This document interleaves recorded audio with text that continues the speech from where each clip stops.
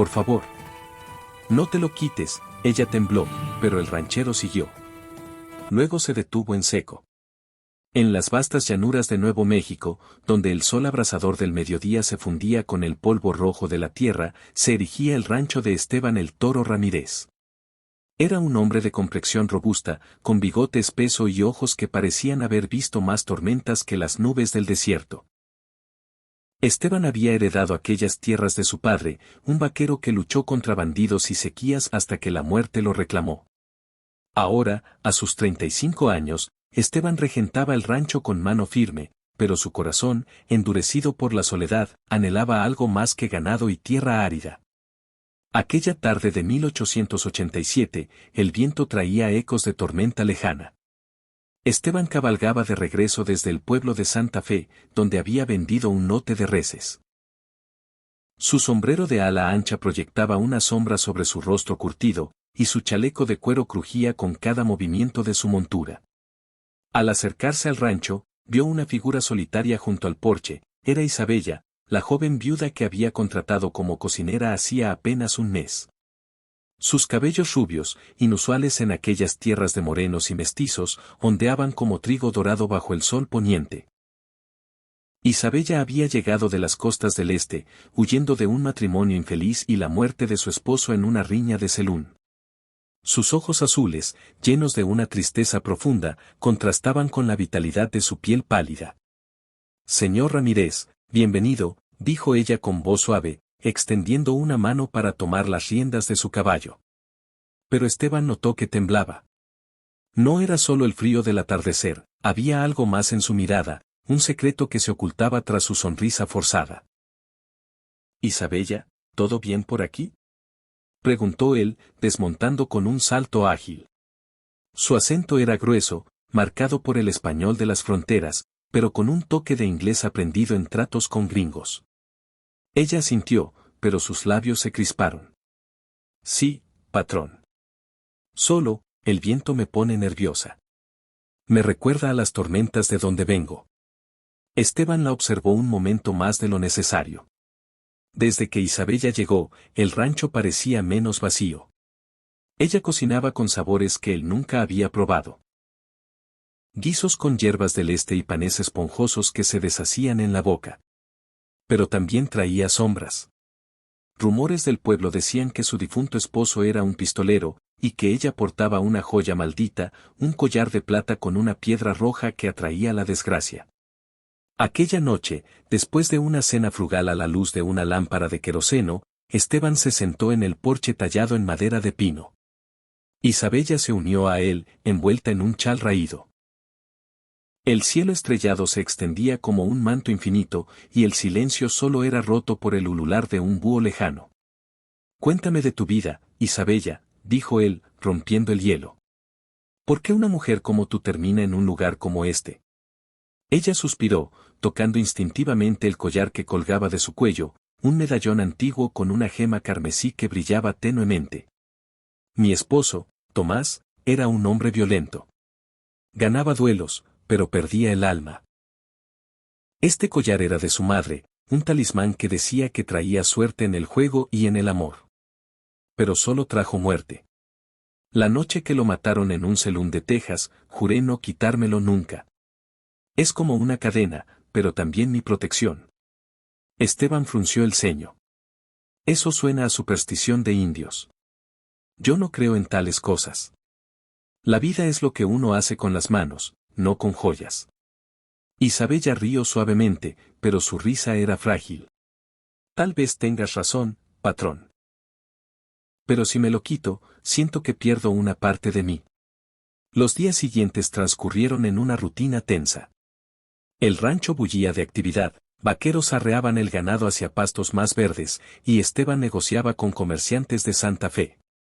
Pero entre él y Isabella crecía una conexión sutil. Él la ayudaba a cargar agua del pozo, y ella le cosía rasgaduras en su camisa. Una mañana, mientras lavaba ropa en el arroyo, Isabella se torció un tobillo. Esteban la cargó de vuelta al rancho, sus brazos fuertes envolviéndola como un escudo. Ella se sonrojó, y él sintió un calor que no provenía del sol. Sin embargo, las sombras se cernían. Un grupo de bandidos, liderados por el infame Lobo Gris, un mestizo con cicatrices de navaja, merodeaba por la región. Se decía que buscaban tesoros ocultos, y rumores vinculaban el collar de Isabella con un mapa grabado en su reverso, que indicaba la ubicación de una mina de plata abandonada. Esteban, al enterarse en el pueblo, juró protegerla. Nadie tocará lo que es mío, murmuró para sí, aunque aún no sabía si se refería al rancho o a ella. La tensión estalló una noche de luna llena. Esteban regresaba de una patrulla nocturna cuando oyó un grito ahogado desde la cabaña de Isabella. Espoleando su caballo, irrumpió en la habitación iluminada por una vela parpadeante. Allí estaba ella, acorralada contra la pared de adobe por dos hombres armados con revólveres. El Lobo Gris no estaba, pero sus secuaces eran igual de letales. ¡Quietos!, rugió Esteban, desenfundando su Colt con la velocidad de un rayo. Un disparo retumbó, y uno de los bandidos cayó herido en el hombro. El otro se abalanzó sobre él, pero Esteban lo derribó con un puñetazo que resonó como un trueno. Isabella, temblando, se arrojó a sus brazos. Gracias, patrón.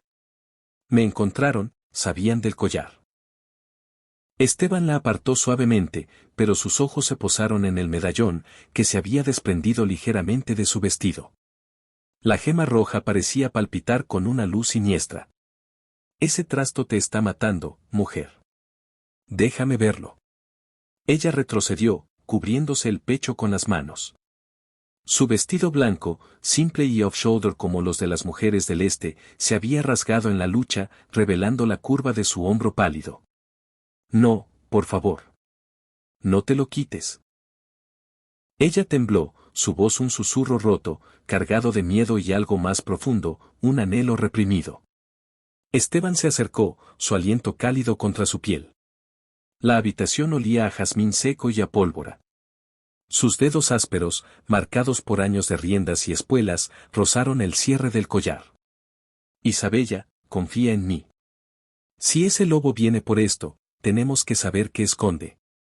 Ella tembló violentamente, lágrimas brotando de sus ojos. Recordaba las palabras de su suegra. Quien se lo quite, liberará la maldición, pero también el amor verdadero. Pero el miedo la paralizaba. Esteban, con gentileza inesperada para un hombre de su temple, comenzó a desabrocharlo. Sus manos grandes contrastaban con la delicadeza del gesto, era como si estuviera domando un potro salvaje. Isabella sintió un escalofrío recorrer su espina dorsal, una mezcla de terror y excitación. ¿Por qué sigues?, pensó, pero no pudo detenerlo. El ranchero siguió, sus dedos rozando su nuca, enviando ondas de calor por su cuerpo. Entonces, de repente, se detuvo en seco. Sus ojos se abrieron como platos al voltear el medallón. En el reverso, no había un mapa de tesoro, sino una inscripción en español antiguo, para Esteban Ramírez, de tu madre eterna. El verdadero oro está en el corazón. Esteban palideció. Su madre, muerta hacía 10 años, había sido la dueña original del collar. Lo había regalado a un viajero antes de morir, y ahora. ¿Había regresado a él a través de Isabella?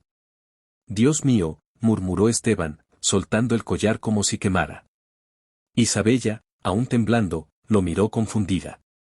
Este no es un talismán de muerte. Es mío. Mi madre me lo prometió en su lecho de muerte. Dijo que volvería cuando encontrara a la mujer que me salvara el alma. Las piezas encajaron. Isabella no era una extraña. Su difunto esposo había sido un ladrón que robó el collar de un convoy de Santa Fe, y ella lo había heredado sin saber su verdadero origen. El Lobo Gris no buscaba plata, sino venganza por un viejo rencor contra la familia Ramírez. Fuera, el galope de caballos anunció la llegada del lobo y su banda. Esteban, recuperando su compostura, abrochó el collar de nuevo alrededor del cuello de Isabella. Quédate aquí. Esto termina esta noche. Pero Isabella, fortalecida por la revelación, tomó un rifle del armario. No, Esteban. Juntos. La batalla fue feroz. Bajo la luna, el rancho se convirtió en un campo de plomo y gritos. Esteban, con su revólver humeante, derribó a 3 bandidos. Isabella, desde la ventana, abatió a otro con un disparo certero. El lobo gris cargó contra Esteban, sus cuchillos brillando. Rodaron por el polvo, forcejeando como bestias. El collar es mío, aulló el bandido. No, gruñó Esteban, inmovilizándolo. Es nuestro. Un disparo final del rifle de Isabella selló el destino del lobo.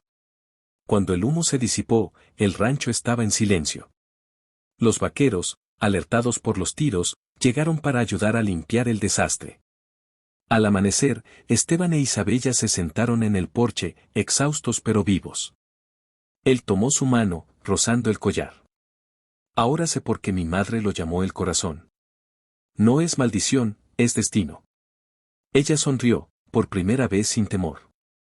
Entonces, ¿nunca más intentaré quitármelo? El río, atrayéndola hacia sí. Solo si lo haces conmigo. En las llanuras de Nuevo México, el rancho Ramírez floreció. Esteban e Isabella se casaron bajo el sol del desierto, y el collar, ahora símbolo de su unión, brilló en su boda. Los rumores de maldiciones se convirtieron en leyendas de amor, y el lobo gris fue olvidado como un eco en el viento. Pero en las noches tranquilas, cuando el viento susurraba, Isabella aún temblaba al recordar aquella noche. Y como el ranchero había seguido, para detenerse en seco y cambiar sus vidas para siempre.